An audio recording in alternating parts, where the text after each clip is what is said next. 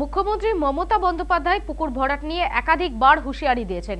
শুধু তাই নয়, পুকুর ভরাটের সঙ্গে যারা যুক্ত থাকবে তাদের কাউকেই রেয়াত করা হবে না বলে স্পষ্ট বার্তা দিয়েছিলেন তিনি। কিন্তু তার হুঁশিয়ারিকে বুড়ো আঙ্গুল দেখে রাজ্য জুড়েই চলছে দেদার পুকুর ভরাট। এবার ব্যারাকপুর পুরসভার 2 নম্বর ওয়ার্ডের অন্তর্গত কালিয়া নিবাস এলাকায় পুকুর ভরাটের অভিযোগ উঠেছে। আর এই পুকুর ভরাটের অভিযোগে এলাকাবাসীর পাশাপাশি সরব হয়েছে খোদ পুরসভার কাউন্সিলর। জানা গিয়েছে এই এলাকায় বড় পুকুর নামে পরিচিত পুকুরটি। এলাকার লোকজন নিত্যদিনের কাজের জন্য এই পুকুরটিকে ব্যবহার করে থাকেন। পুকুরের পাড়ে সবুজায়ন রক্ষার্থে নানা রকম ভাবে গাছ লাগানো হয়েছে। পুকুরের পাড় বাঁধানো থেকে শুরু করে পুকুরটির জল ব্যবহারের জন্য পুকুর পরিষ্কার করার ব্যবস্থাও করা হয়েছে কাউন্সিলরের চেষ্টায়। কিন্তু অভিযোগ, বর্তমানে কে বা কারা পুকুরটিকে অবৈধভাবে দখল করার চেষ্টা চালাচ্ছে। ইতিমধ্যে পুকুরের পাশে 2টি ঘর বানানো হয়েছে। পাশাপাশি পুকুরটির পাড় বাঁধিয়ে সেটি ভরাট করারও চেষ্টা চালানো হচ্ছে বলে অভিযোগ করছেন ক্ষুব্ধ এলাকাবাসীরা। এই অভিযোগ পেয়ে ঘটনাস্থল পরিদর্শন করেন খোদ কাউন্সিলর। তিনি জানিয়েছেন, কোনোভাবেই এই অবৈধ পুকুর ভরাটের কাজ তিনি করতে দেবেন না। পুকুরটিকে আগের অবস্থায় ফিরিয়ে আনার জন্য সব রকম প্রচেষ্টা তিনি করবেন বলে আশ্বাস দিয়েছেন। আমি তো ছিলাম আগে।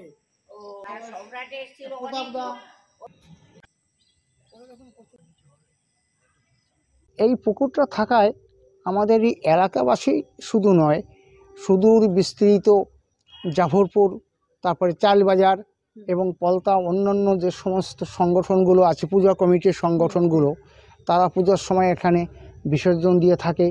এবং সমস্ত ধর্মীয়, অনেক ধর্মীয় কার্যাদি, যেমন শ্রাদ্ধাদি বা অন্য কোনো বিয়ে পার্বণ উপলক্ষে ঘাট সংলগ্ন যে সমস্ত জলের দরকার হয়, বিয়ে কোণে যারা আসে, জল ভরতে আসে, ইত্যাদি ইত্যাদি বহু কাজে এই পুকুর আমাদের একেবারে প্রাণের সঙ্গে, সমাজের সঙ্গে এবং ধর্মীয় সংস্কৃতির সঙ্গে জড়িয়ে আছে।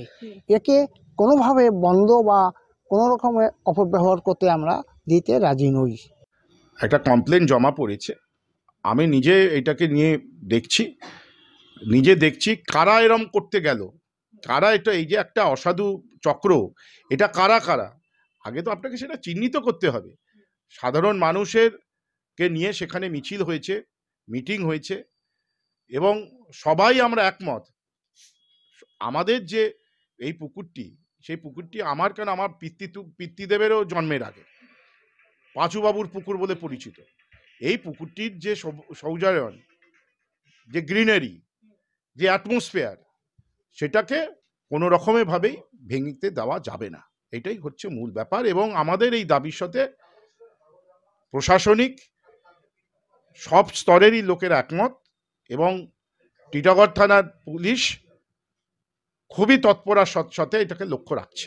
আমরা যারা মমতা বন্দ্যোপাধ্যায়কে দেখে দল করি, যাদের অভিষেক বন্দ্যোপাধ্যায়কে সেনাপতি মেনে দল করি, আমরা জীবন দিয়ে দেবো, কিন্তু এই ধরনের অন্যায় কাজকে প্রশ্রয় দেবো না।